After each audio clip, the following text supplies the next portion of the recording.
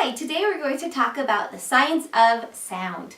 Sound is vibrations that our ear interpret as either music or noise, and it's made from vibrations. So this is an example of what sound might look like as there are waves. And we're going to talk about what makes higher pitches and lower pitches, and it's just different vibrations per second. This would be like an average pitch, we're just going to say. This has more vibrations, and so this would be a higher pitch. And this is very slow. I mean, can you imagine how long that would go? This is a lower pitch, so this represents a lower pitch. So I've got two here. Which one would be a higher pitch? We're looking at these. The one on the bottom would be a higher pitch because there are more vibrations per second. Now, as we compare this to music, the sound that a lot of orchestras will tune to is 440 vibrations a second. Ah, and that's the A above middle C. This is actually 2 octaves higher.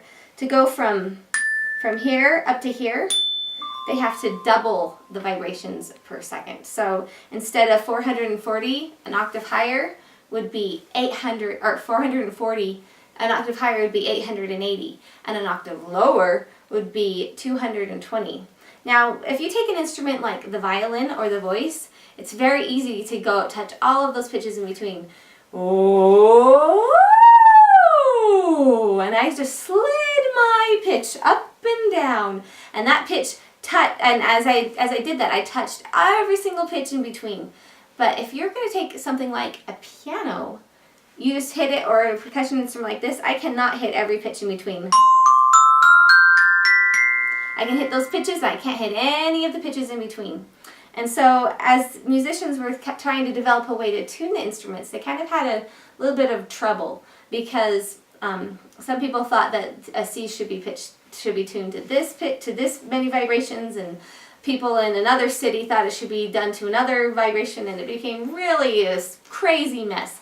And so finally they decided to develop what was called the equal tempered clavier, which they decided instead of counting 440 vibrations to 880, and the math became so confusing, and who wants to do all of that math really? So they decided, let's just divide an octave into 12 equal parts, and they called those parts cents, and there were 100 cents in between each half step.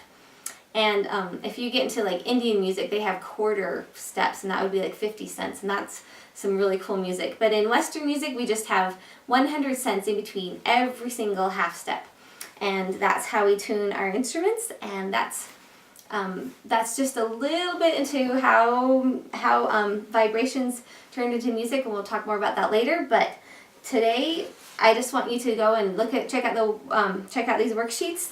And also, Vi Hart has created an amazing video that talks about this, and she talks about the science of sound, and she experiments where you can see the vibrations in Audacity, which is an open source file. So I hope you go check out her video. Check out Audacity. I've got a link for that down below if you don't have that program already. There's a lot of fun things you can do with it. And have fun. Thank you for watching.